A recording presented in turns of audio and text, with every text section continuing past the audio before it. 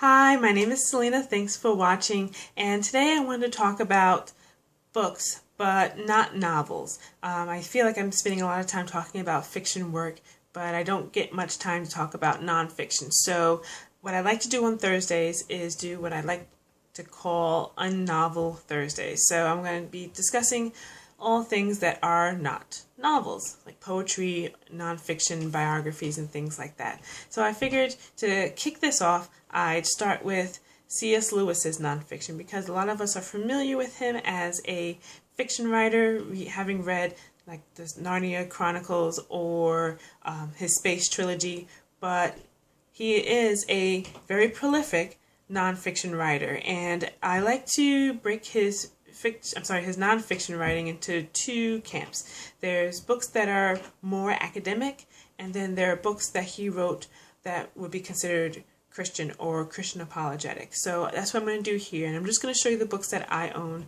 This is not a total showing of all the nonfiction that he's written. I don't own all of his nonfiction, but the books that I do have, I like to show you and discuss just a little bit about what they are, what the books contain, and hopefully you'll find some of them interesting. So starting up, I think I'm going to start with the academic and then move to the Christian apologetic.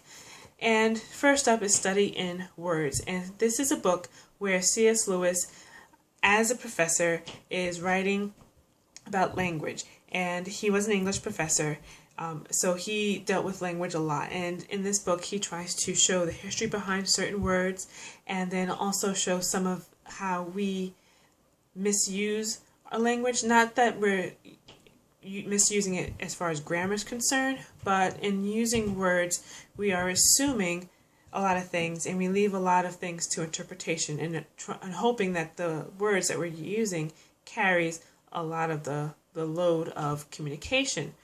But he tries to show that that's not always the case. And so in using language, he tries to argue that we actually set up barriers and we end up not communicating. So in this book, he discusses a few words with that in mind.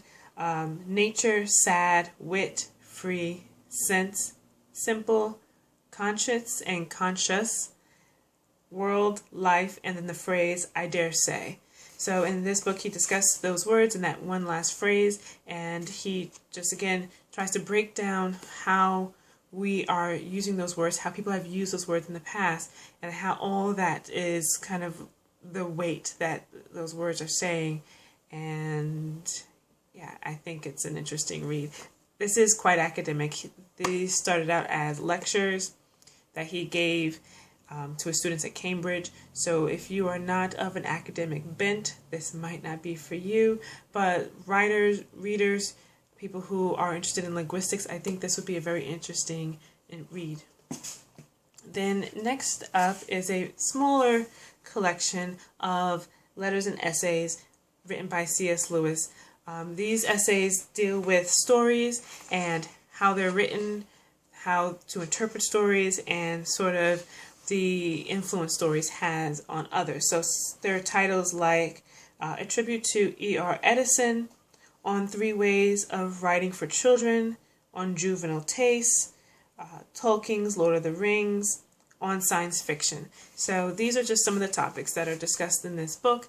Again, this is a collection of letters and essays that he has written about these things. And I think the title on Tolkien would be interesting because Lewis and Tolkien were friends for a while. They did write and share their writing with each other. Each were writing stories. Tolkien was writing Lord of the Rings, and I believe C.S. Lewis was writing Narnia while they were while their friendship was still strong, and they would read their drafts to each other. So that essay on Tolkien kind of is like first-hand information and first-hand knowledge for any Tolkien fans out there. So this would be an interesting read for people who are interested in storytelling, who are interested in writing, and English majors like myself who like to interpret and philosophize about storytelling. Now, this next book does tend to lean more toward academia, just like A Study in Words. This is The Allegory of Love, and C.S. Lewis was a professor of medieval literature, and that's kind of where his his heart lay. And so he, in this collection, talks about topics like Geoffrey Chaucer, Spenser's Faerie Queene, the Romance of the Rose, allegory just as a genre, and courtly love. So this book, again, is just a love letter basically to medieval literature. It does deal with interpretive issues as far as English majors and essayists and things like that who like to interpret these writings go. Something that is used to give some background information on these texts as well. Then moving on to his Christian writing or Christian apologetics, Miracles is a book that tries to show a logical case for how miracles can be a natural extension of the natural order, a natural way of things. It tries to prove that it's not illogical and it's not out of nature to have a miracle happen or occur in the Bible or outside of the Bible. Again, this is a Christian writing, so it's dealing with miracles that you would see in Christian texts. And he tries to, in most of his Christian writing, give logical reasons and lay things out in a very step-by-step kind of way to show how it's not something that is just totally faith-based, but that while being faith-based, it's logical as well. For him, faith and logic aren't things that are mutually exclusive. They are things that actually need to be interwoven to have any credence at all with Christianity.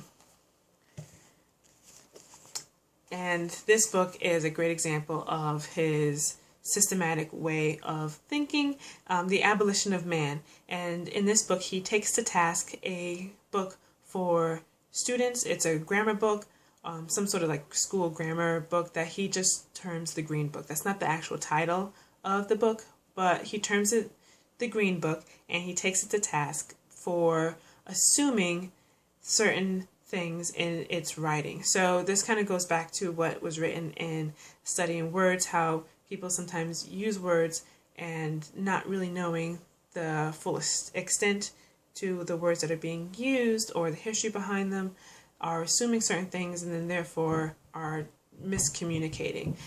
So that's what happens in The Abolition of Man. He starts off by showing how this Green Book is assuming a certain worldview and a philosophy that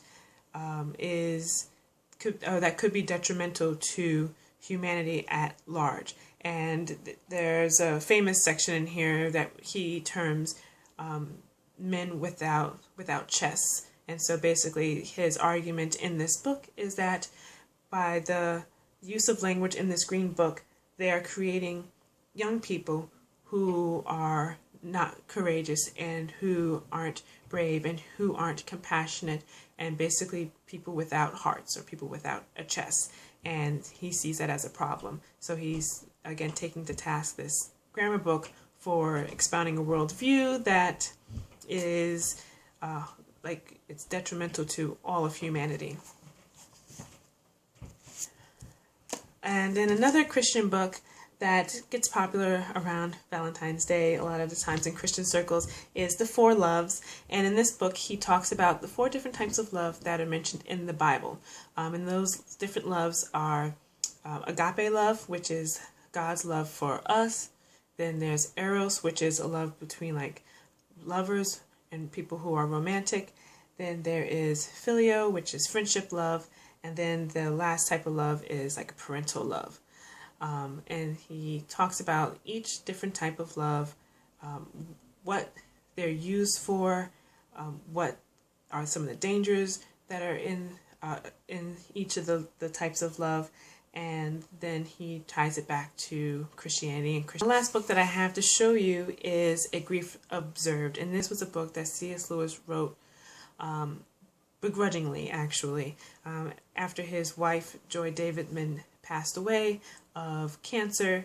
She had a bone cancer, and she had passed, and he kind of had to grapple with his faith.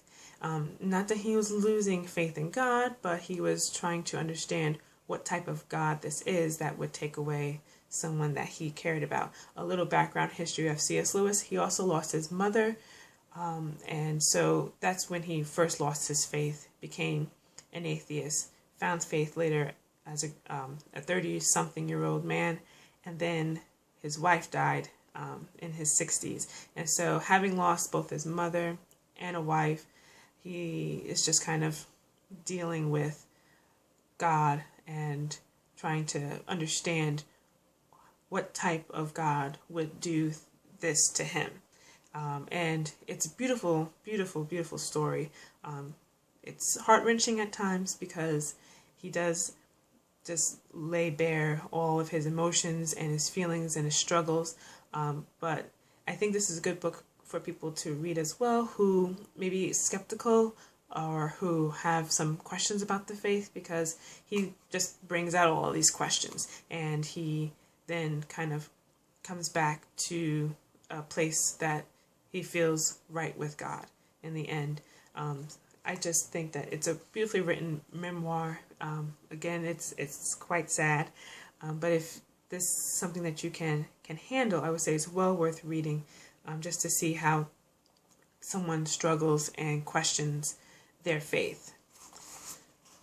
So those are all the books that I physically own, but again, that's not the total corpus of his nonfiction writing. There are lots and lots of books out there.